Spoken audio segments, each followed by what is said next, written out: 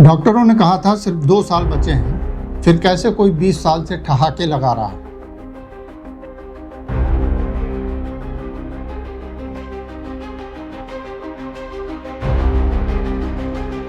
उनकी एक किडनी का नाम कृष्ण और दूसरी का नाम राधा है।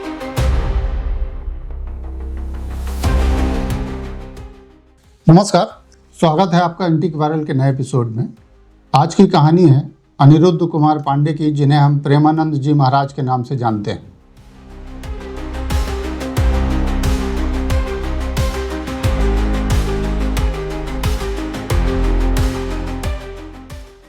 हमारा दावा है कि आपने ऐसी प्रबल इच्छा शक्ति न कभी देखी होगी और न ही कभी सुनी होगी। भक्ति की ऐसी शक्ति जो विज्ञान को ठहाके लगाकर चुनौती देती है।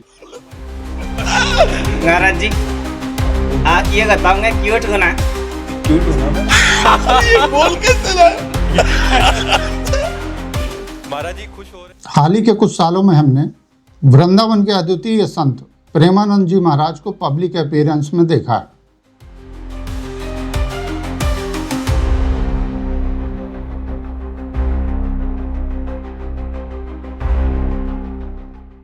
दो 2016 के पहले शायद ही उन्हें कोई जानता था, तो थोड़ा उनके बचपन की बात भी कर ली जाए।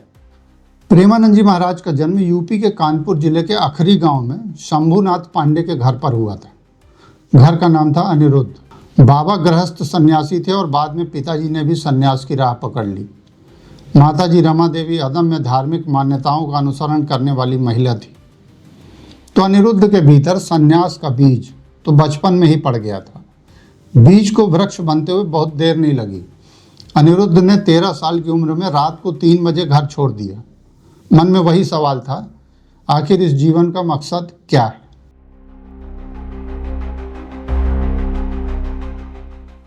इन्हीं सवालों के साथ अनिरुद्ध पहुंचे काशी बाबा विश्वनाथ की शरण में।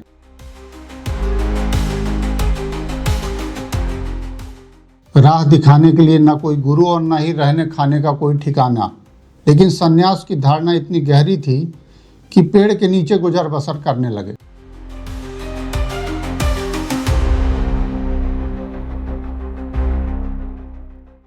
तुलसी घाट से 80 घाट तक रोज तफरी करते। ठंड हो, गर्मी हो या बरसात, 3 बार गंगा स्नान करते और पीपल के पेड़ के नीचे ध्यान में बैठ जाते।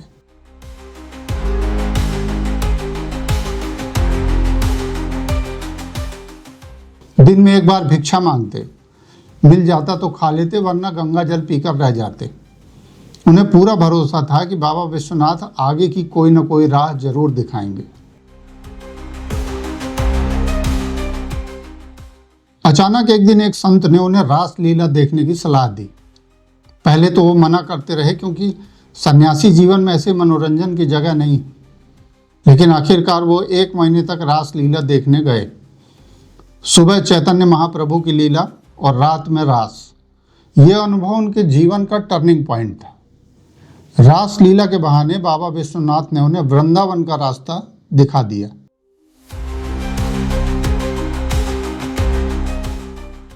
फिर एक शिष्य की मदद से वो मथुरा पहुंचे और वहां से वृंदावन। जैसे ही वृंदावन पहुंचे, उन्हें लगा जैसे घर आ गए। रोज वृंदावन की परिक्रमा करते, बांके बिहारी जी के दर्शन करने जाते। एक दिन एक ब्रजवासी ने उन्हें राधा वल्लभ मंदिर में ले जाकर मूर्ति दिखाई। वो घंटों उस मूर्ति को देखते खड़े रहे। उसी दिन उन्होंने फैसला कर लिया कि वो राधा वल्लभी संप्रदाय में दीक्षा लेंगे।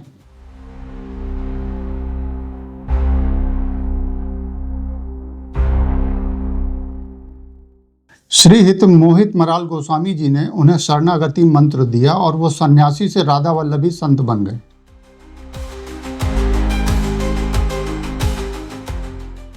फिर गोस्वामी जी के कहने पर वो अपने सद्गुरुदेव पूज्य श्री हित गौरांगी शरण जी महाराज, जिन्हें बड़े गुरु के नाम से भी जाना जाता है, उनसे मिले। बड़े गुरु जी ने दीक्षा दी, निज मंत्र भी दिया।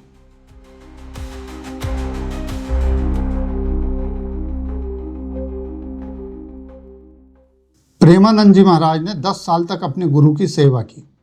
36 साल की उम्र में उनके भीतर कुछ ऐसा होने लगा जिसके लिए वो मानसिक रूप से तैयार नहीं थे।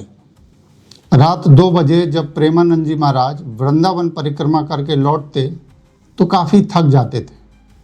धीरे धीरे उनके पैरों में सूजन आ गई और भूख लगभग बंद हो गई। पहले तो वो इसे सामान्य कमजोरी समझते रहे, लेकिन जब उनका शरीर जवाब देने लगा तब डॉक्टरों से राय ली गई। पता चला कि प्रेमानंद जी महाराज पॉलीसिस्टिक किडनी डिजीज से जूझ रहे हैं। ये एक ऐसी बीमारी है जिसमें किडनी में सिस्ट बनने लगते हैं, जिसके कारण किडनी धीरे धीरे काम करना बंद कर देती है। डॉक्टरों ने उन्हें बताया कि उनकी दोनों किडनियां पूरी तरह फेल हो चुकी हैं और साफ साफ कहा कि उनके पास ज़्यादा से ज़्यादा 2-3 साल का समय है। सोचिए, यदि डॉक्टर यही हमसे कहे तो हमारी मानसिक स्थिति क्या होगी। लेकिन प्रेमानंद जी बिल्कुल नहीं घबराए और डॉक्टरों से आगे की सलाह मांगी। डॉक्टरों ने उन्हें 2 रास्ते बताए, एक तो रेगुलर डायलिसिस और दूसरा रास्ता था किडनी ट्रांसप्लांट। प्रेमानंद जी महाराज ने डायलिसिस कराने का फैसला किया। वो रोजाना 4 घंटे डायलिसिस पर रहते हैं।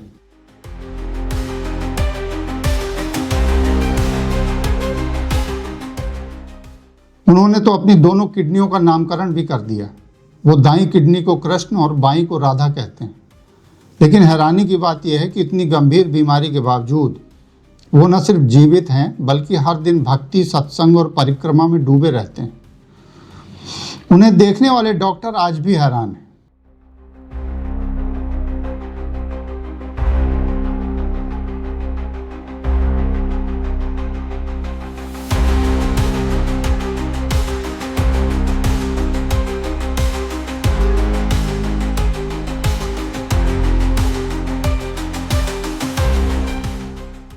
मेडिकल साइंस के हिसाब से बिना किडनी के इतने साल तक जीवित रहना लगभग असंभव है, लेकिन प्रेमानंद जी ने इसे संभव कर दिखाया।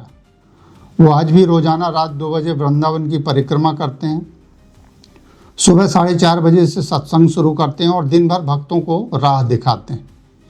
उनकी भक्ति इतनी गहरी है कि वो अपनी बीमारी को बोझ नहीं मानते। कहते हैं कि बीमारी मेरी राधा रानी से मिलने की प्रेरणा है। प्रेमानंद जी के दरबार में जाने वाले लोगों के चेहरे पर मास्क होता है ताकि इन्फेक्शन न फैलने पाए। प्रेमानंद जी एक सख्त और सादगी भरा जीवन जीते हैं। वो सिर्फ आधी रोटी और थोड़ी सब्जी खाते हैं और दिन में सिर्फ 4 घंटे सोते हैं। उनकी डाइट में नमक और प्रोसेस्ड फूड बिल्कुल नहीं होते। वो ताज़े फल, सब्जियां और हर्बल रेमेडीज़ पर डिपेंड करते हैं। घंटों ध्यान करते हैं जिससे उनका मन शांत रहता है। वो मानते हैं कि तनाव कम करने से शरीर के बाकी अंग बेहतर काम करते हैं, जो किडनी की कमी को बहुत हद तक पूरा करते हैं। प्रेमानंद जी ने किडनी ट्रांसप्लांट से इनकार कर दिया, जबकि कई भक्त किडनी देने की पेशकश कर चुके हैं। आपको याद होगा कि शिल्पा शेट्टी और राज कुंद्रा महाराज के दरबार में पहुंचे थे। राज कुंद्रा ने अपनी किडनी देने की इच्छा जताई, लेकिन प्रेमानंद जी ने इनकार कर दिया। इसी तरह एक मुस्लिम युवक ने पत्र लिखकर उन्हें अपनी किडनी दान करने की पेशकश की थी, लेकिन उन्होंने विनम्रता से मना कर दिया, ये कहते हुए कि मैं भगवान की मर्जी पर चलता हूँ।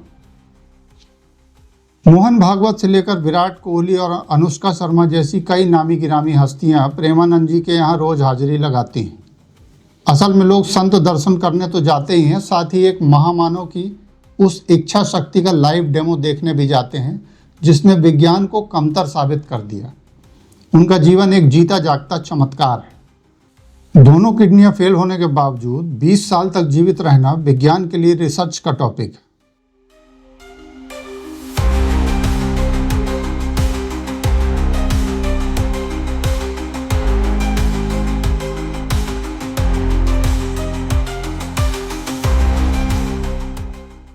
प्रेमानंद जी के जीवन को आप किस नज़रिए से देखते हैं, कमेंट बॉक्स में ज़रूर लिखें। वीडियो को शेयर करें और चैनल को सब्सक्राइब करें ताकि हमारे अपडेट्स आपको मिलते रहें।